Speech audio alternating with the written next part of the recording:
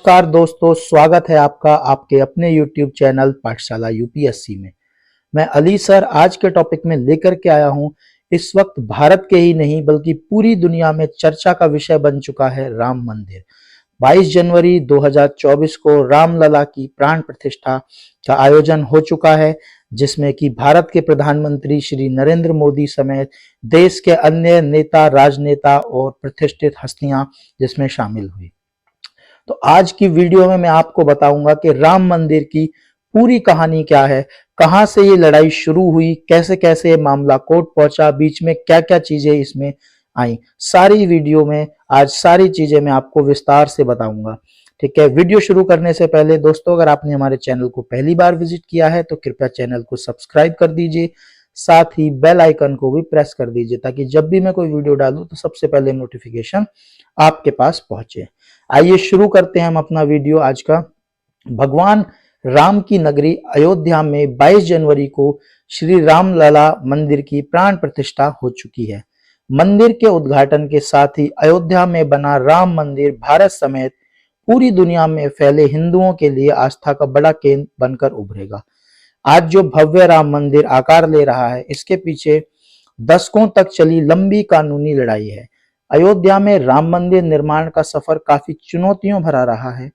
बाबरी विवाद, अदालतों में चली लंबी लड़ाई और शीर्ष संघर्ष अदालत के फैसलों के बाद मंदिर का निर्माण शुरू होना तय हुआ था।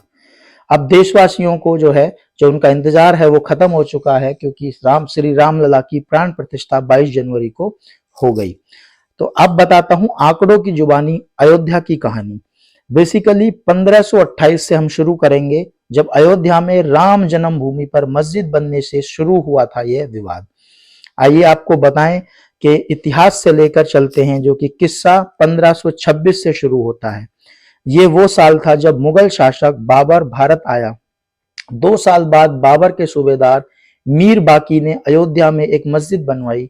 यह मस्जिद उसी जगह बनी जहां भगवान राम का जन्म हुआ था। बाबर के सम्मान में मीर बाकी ने इस मस्जिद का नाम बाबरी मस्जिद दिया। ये वो दौर था जब मुगल शासन पूरे देश में फैल रहा था। मुगलों और नवाबों के शासन के दौरान 1528 से 1853 तक इस मामले में हिंदू बहुत मुखर नहीं पाए। 19वीं सदी में मुगलों और नवाबों का शासन कमजोर पड़ने लगा। अंग्रेजी हुकूमत प्रभावी हो चुकी थी। इस दौर में ही हिंदुओं ने यह मामला उठाया और कहा कि भगवान राम के जन्म स्थान को तोड़कर मस्जिद बना ली गई। इसके बाद से रामलला ने जन्म स्थल को वापस पाने की लड़ाई शुरू हो गई। ठीक है, अब बात करते हैं सीधी 1858 बाबरी मस्जिद बनने के 330 साल बाद हुई पहली एफआईआर। जो पहली एफआईआर हुई थी वो लगभग 330 साल बाद हुई थी।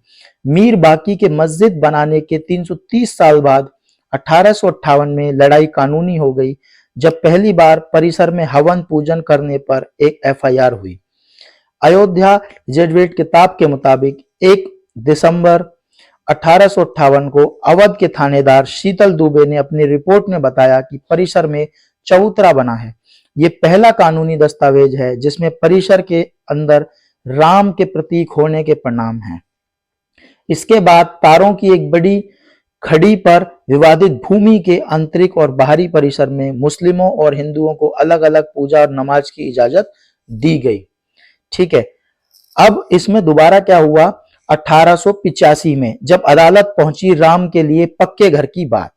अब 1858 में हुई घटना के 27 साल बाद 1885 में राम जन्मभूमि के लिए लड़ाई अदालत पहुंची, जब निर्मोही अखाड़े के महंत रघुबर दास ने फैजाबाद के न्यायालय में स्वामित्व को लेकर दीवानी मुकदमा दायर किया। दास ने बाबरी ढांचे के बाहरी आंगन में स्थित राम चबूतरे पर बने अस्थायी मंदिर को पक्का बनाने और छत डालने की मांग की। जज ने फैसला सुनाया कि वे हिंदुओं को पूजा अर्चना करने का अधिकार है, लेकिन वे जिलाधिकारी के फैसले के खिलाफ मंदिर को पक्का बनाने और छत डालने की अनुमति नहीं दे सकते थे।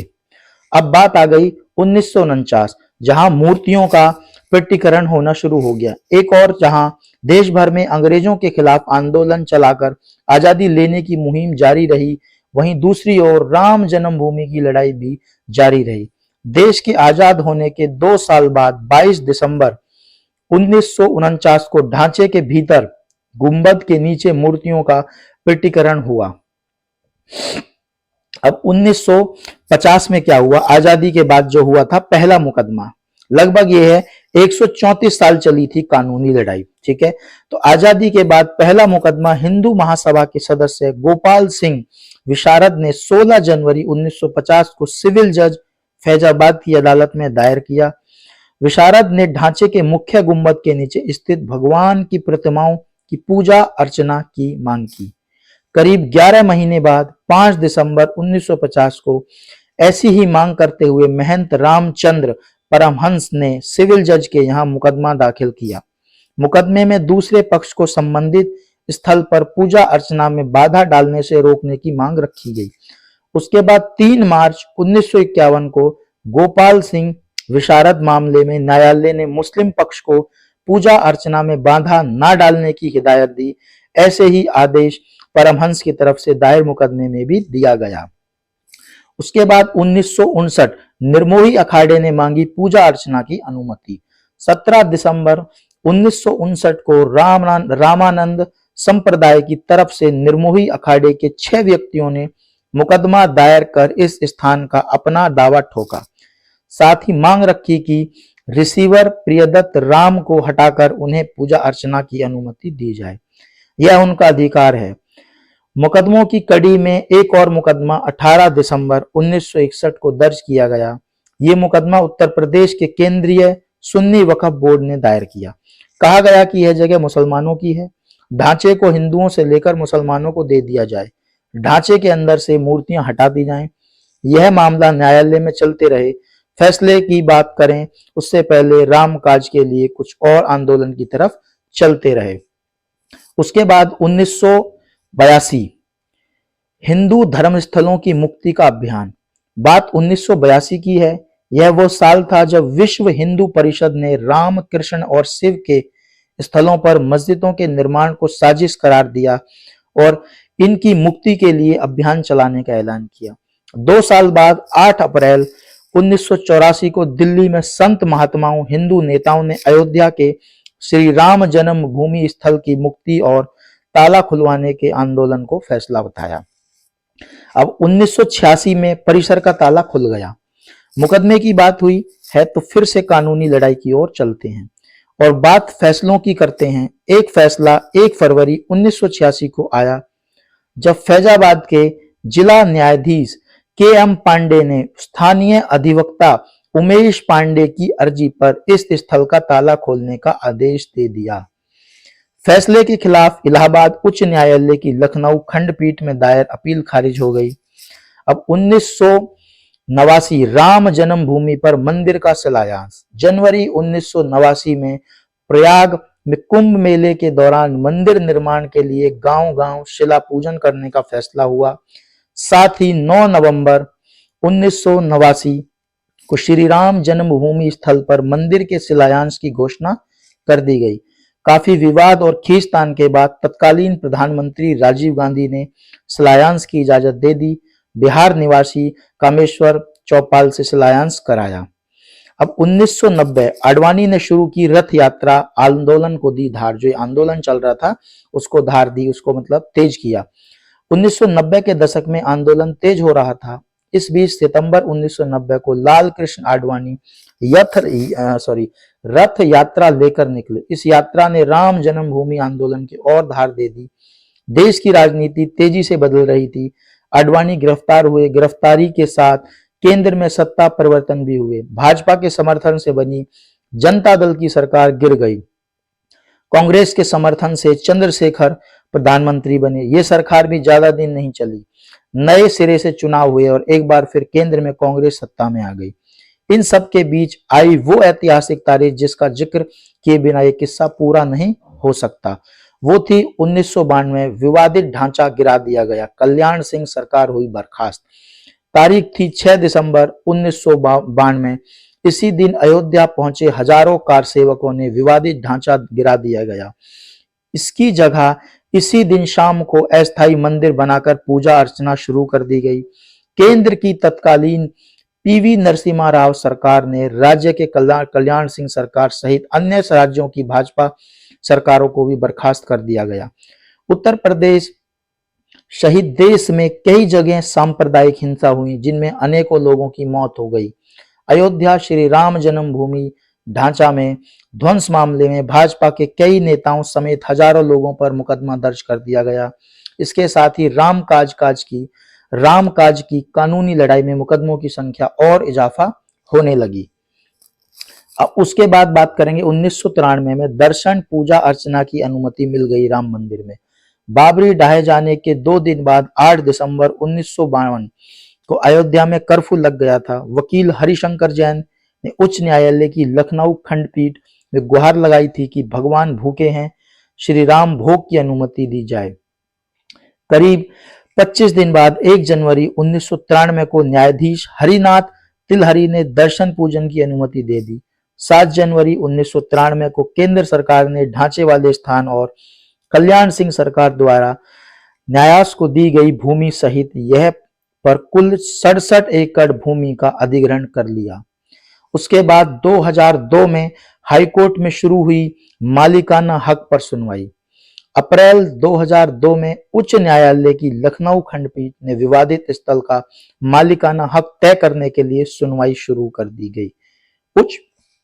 उच्च न्यायालय ने 5 मार्च 2003 को भारतीय पुरातत्व सर्वेक्षण को संबंधित स्थल पर खुदाई का निर्देश दिया। 22 अगस्त 2003 को भारतीय पुरातत्व सर्वेक्षण ने न्यायालय को रिपोर्ट सौंपी। इसमें संबंधित स्थल पर जमीन के नीचे एक विशाल हिंदू धार्मिक ढांचा मंदिर होने की बात कही गई। अब साल 2010 इलाहाबाद उच्च न्यायालय ने दिया एक ऐतिहासिक फैसला।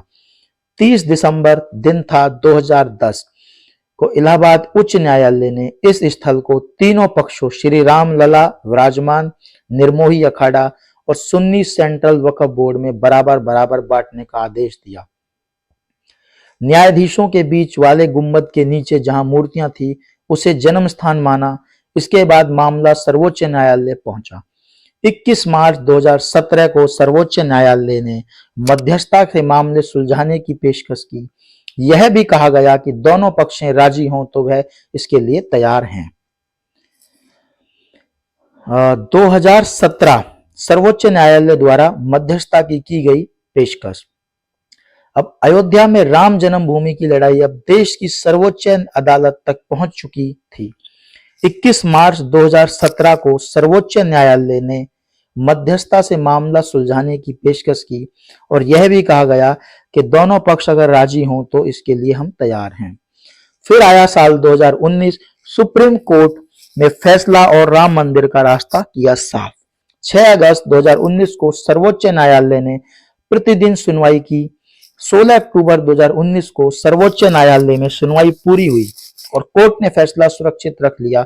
इससे पहले 40 दिन तक लगातार सुप्रीम कोर्ट में सुनवाई हुई। 9 नवंबर 2019 को 134 साल से चली आ रही लड़ाई में अब वक्त था अंतिम फैसले का। 9 नवंबर 2019 को सर्वोच्च न्यायालय ने संबंधित स्थल को श्री राम जन्मभूमि माना और 2.77 एकड़ भूमि रामलला के स्वामित्व की मानी। वही निर्मोही अखाड़ा और सुन्नी वक्फ बोर्ड के दावों को खारिज कर दिया गया। इसके साथ ही कोर्ट ने निर्देश दिया कि मंदिर निर्माण के लिए केंद्र सरकार 3 महीने में ट्रस्ट बनाए और ट्रस्ट निर्मोही अखाड़ा के एक प्रतिनिधि को शामिल करे। इसके अलावा यह भी आदेश दिया कि उत्तर प्रदेश की सरकार मुस्लिम पक्ष को वैकल्पिक रूप से मस्जिद के लिए 5 एकड़ भूमि किसी उपयुक्त स्थान पर उपलब्ध कराए। अब साल 2020 अयोध्या में मंदिर की आधारशिला के साथ निर्माण हुआ। इसी के साथ दशकों से चली आ रही लंबी कानूनी लड़ाई समाप्त हो गई। अब बारी थी निर्माण की। 5 फरवरी 2020 को प्रधानमंत्री श्री नरेंद्र मोदी ने अयोध्या में मंदिर निर्माण के लिए राम जन्मभूमि तीर्थ क्षेत्र ट्रस्ट की घोषणा की। ठीक 6 महीने बाद 5 अगस्त 2020 को अयोध्या में राम मंदिर की आधारशिला रखी गई, जिसमें पीएम मोदी शामिल हुए। अब बात आ जाती है 2024 जो अभी हमारा साल चल रहा है। इसमें भव्य रामलला की प्राण प्रतिष्ठा, जो कि 134 साल बाद चली कानूनी लड़ाई के बाद अयोध्या में भव्य राम मंदिर का निर्माण हो रहा है, जिसमें राम जन्मभूमि पे मंदिर के फैसलों को राम का पूरा काम तैयार हो गया। 22 जनवरी 2024 की वह ऐतिहासिक तारीख और मंदिर में भगवान श्री राम की प्राण प्रतिष्ठा 23 जनवरी से मंदिर में आम लोगों के लिए खुल जाएगी। तो ये थी आज की हमारी वीडियो दोस्तों, जो कि आज मैंने आपको सारी चीजें बताई हैं, पूरी चीजें बताई हैं रामलला की, तो हमारे जो प्राण प्रतिष्ठा हुई है और राम मंदिर की और बाबरी मस्जिद की जो भी विवादित चीजें थी, कैसे कहाँ से सारी चीजें हुई, और यह जानकारी जो है अमर उजाला की इंटरनेट पे मौजूद वेबसाइट पर उपलब्ध है। तो वहां से मैंने आपको जानकारी दी है। वीडियो देखने के लिए धन्यवाद। मिलते हैं बहुत जल्द एक नई वीडियो में।